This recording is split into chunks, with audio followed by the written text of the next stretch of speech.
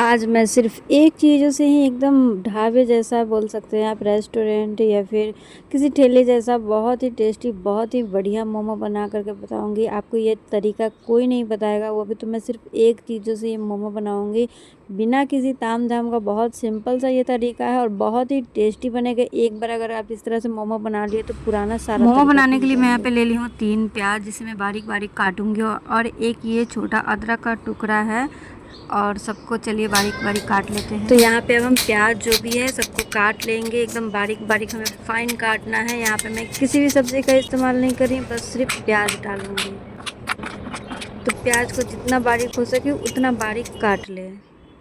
तो प्याज को मैं काट ली हूँ और यहाँ पे मैं अदरक ले ली हूँ, 2 इंच के करीब का अदरक है, जिसे मैं अच्छे से कद्दूकस कर लूँगी।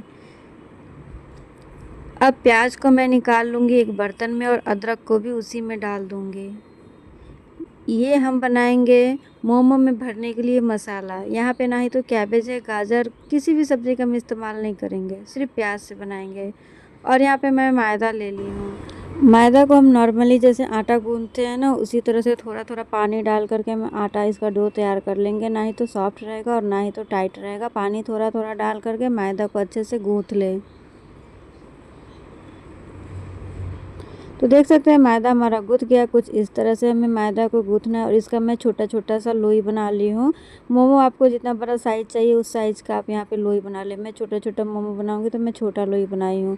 तो लोई बना के मैं साइड में रख दी। अब क्या करेंगे, जो प्याज मैं बारीक काट के रखी थी इसमें मैं डालडा डालूँगी।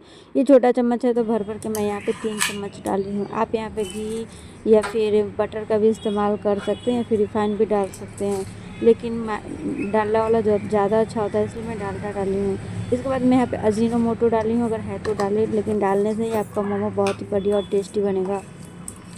तो कोशिश करें कि अजीनोमोटो आप ज़रूर डालें और इसके बाद स्वाद अनुसार नमक डालिए। डालने के बाद सभी को बहुत अच्छे से हम मिक्स करेंगे, एकदम अच्छे से मसल के मसाले में डालडा, नमक, अजीनोमोटो को अच्छे से मिला लेंगे। तो यहाँ पे मैं प्याज में अच्छे से सभी चीज़ को मिला ली हूँ। अब इसे मैं क्या करूँगी, साइड में रख दूँगी और जो भी मैं छोटा छोटा लोई बनाई थी उसका मैं पूरी बेल लूँगी, तब तक कि हमारा प्याज में सारा अजीनोमोटो नमक का फ्लेवर आ जाएगा।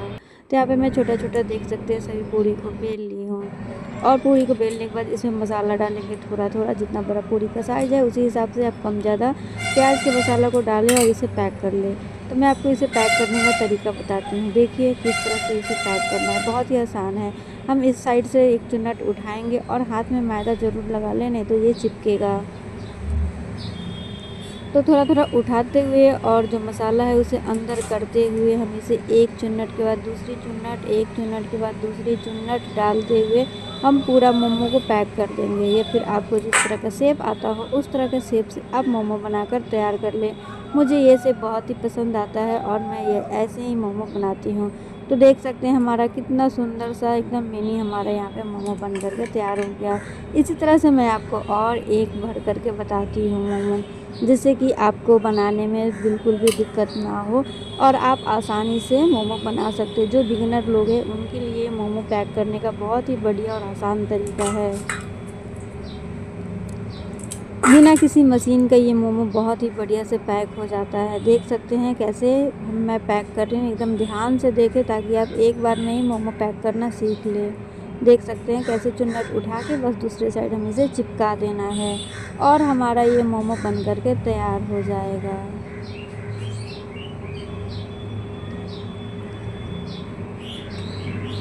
इसी तरह से मैं सभी मोमो को यहाँ पे बना लूँगी, जितना मुझे मोमो को उबालना है। तो एक एक करके मैं यहाँ पे सभी मोमो को बना करके तैयार कर लूँगी।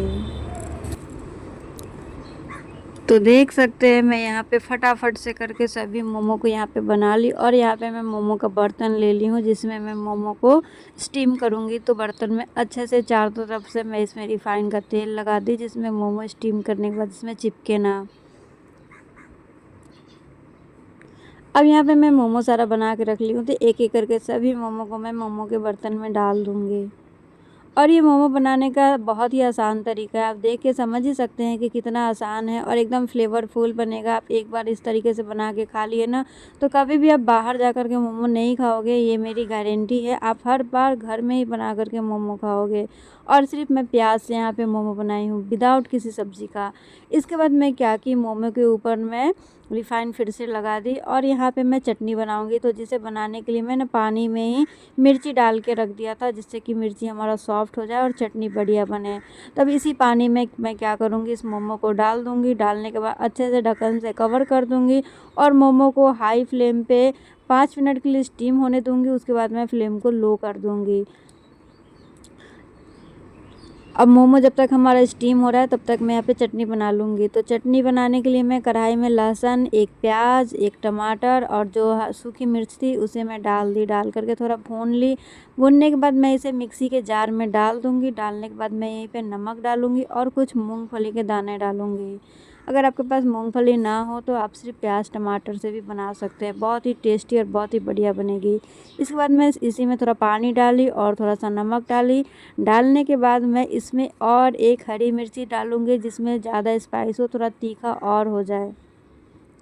मोमो की चटनी जितनी तीखी होती है उतनी बढ़िया लगती है। इसके बाद मैं चटनी को यहाँ पे पीस ली हूँ। हमारा चटनी बन करके तैयार हो गया है। अब हम मोमो देखने की ओर चलते हैं कि हमारा मोमो बना कि नहीं बना अभी तक। तो देखने के बाद पता चला कि मोमो हमारा बिल्कुल पक के तैयार हो गया था। बहुत अच्छे से मोमो का कलर चेंज हो गया है और ये मोमो हमारा सर्व करने के लिए बिल्कुल रेडी है। तो मैं मोमो को फटाफट से चूल्हे से उतारने के बाद मैं इसे प्लेट में एक एक करके सर्व कर ले रही हूँ। मोमो तो बनाते हुए भी मुंह में पानी आ जाता है और अभी सर्व करते हुए देख के भी मुंह में पानी आ रहा है। और खाने में तो इतना मज़ा आया, मैं तो सोची भी नहीं थी कि इतना बढ़िया बनेगा। और मैं जब भी मोमो बनाती हूँ बहुत ही बढ़िया बनती है। मेरे हस्बैंड को भी बहुत पसंद आया। अब हम लोग तो बाहर मोमो जा कर के खाना ही बंद कर दिए हैं। जब भी खाना होता है घर में फटाफट से बना कर के खा लेते हैं। तो यहाँ पे तीखी चटनी और मोमो हमारा बन करके तैयार हो गया। अगर आपको ये रेसिपी थोड़ी भी अच्छी लगी होगी तो वीडियो को लाइक कीजिएगा। चैनल पर नए हैं तो सब्सक्राइब कीजिएगा। वीडियो को ज़्यादा से ज़्यादा शेयर कीजिएगा। अपने फ्रेंड में जिन्हें मोमो बनाना नहीं भी आता होगा वो भी मोमो बना के आसानी से घर में खा सकते हैं। मोमो अगर आप इस तरह से एक बार बना लिए ना तो इस मोमो का आप फ़ैन हो जाइएगा। और ये एकदम प्रॉपर रेस्टोरेंट ढाबे में जो मोमो मिलता है ना, उस एकदम प्रॉपर रेसिपी है। मोमो आप बहुत प्रकार से खाए होइएगा, बट एक बार इस तरीके से बना करके ट्राई करें। आप मुझे ज़रूर कमेंट्स करके बताइएगा कि आपको मोमो बहुत ही पसंद आया। और सिर्फ एक ही चीज़ों से बना हुआ है, वो सिर्फ प्याज